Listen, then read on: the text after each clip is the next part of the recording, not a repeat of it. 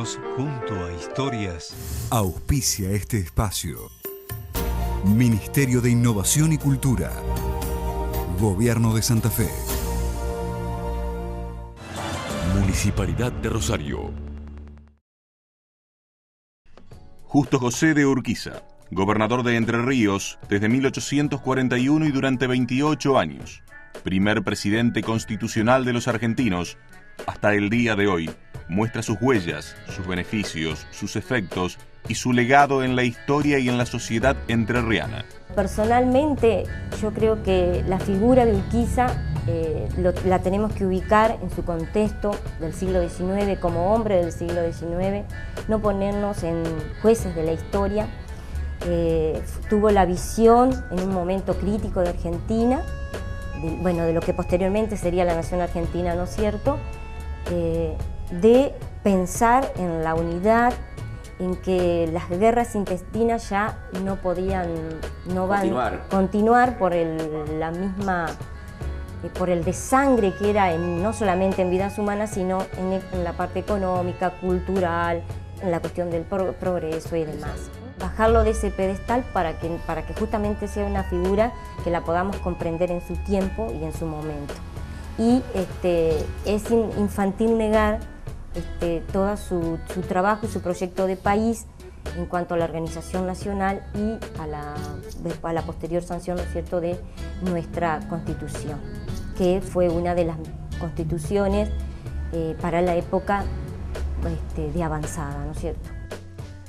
Entre el 24 de marzo de 1854 y el 2 de diciembre de 1861, Paraná fue capital de la Confederación Argentina, hasta que Buenos Aires es designada capital del país en 1862. Desde esa época lo que se recuerda del esplendor es los edificios que teníamos. Hoy podemos observar algunos de ellos. Ustedes anduvieron recorriendo la zona del ex Senado de la Confederación. Ese es el primer Senado que tuvo el Estado argentino en las épocas de la Confederación y lo tenemos aquí en la ciudad de Paraná.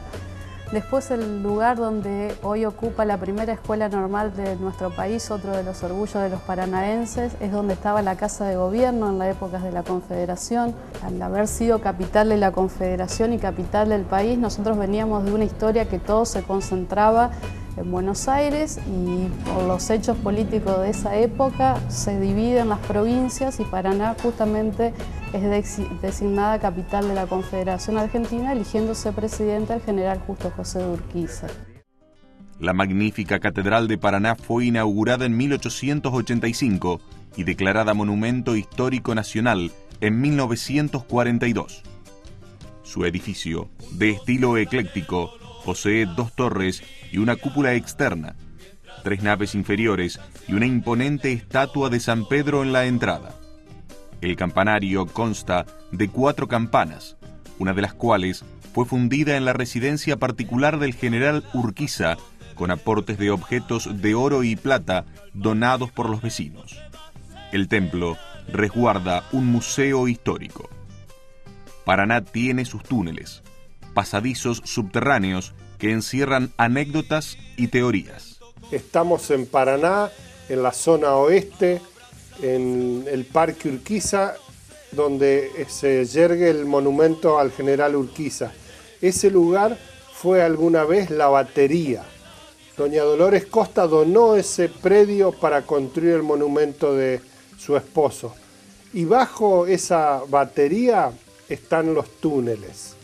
Esta red increíble que atraviesa toda la ciudad, pero no en forma tan arbitraria como uno cree. Los túneles se desplazan por debajo de la ciudad. Hay de gran magnitud, conectados con otros más pequeños. Se comunican generalmente con las barrancas del río. Unen puntos estratégicos como criptas de iglesias, edificios públicos y hasta principios del siglo XX fueron el nexo entre instituciones bancarias. Luego el ejército hizo diferentes cortes, quitándole la finalidad de sus orígenes. Estos túneles permitían que las mujeres vinieran a lavar la ropa al río, a tomar agua y a llevar agua para el consumo. Otro uso era defensivo. Cuando algún barco enemigo fondeaba en la cercanía, se preocupaba de los cañones de las baterías, pero a través de los túneles podían salir de noche y ponerle fuego a los barcos que eran de madera.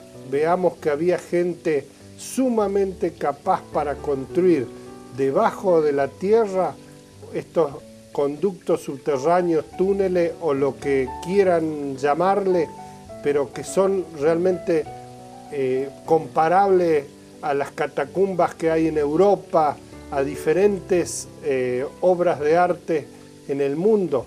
La próxima semana les contaremos la historia de este imponente y célebre Teatro 3 de Febrero, el que se destaca entre las principales sedes culturales argentinas, uno de los más bellos del país, inaugurado en 1908, evocando su nombre, una fecha memorable para la historia entrerriana, la Batalla de Caseros. Recorren los caminos junto a historias. Municipalidad de Rosario. Auspicia este espacio. Ministerio de Innovación y Cultura. Gobierno de Santa Fe.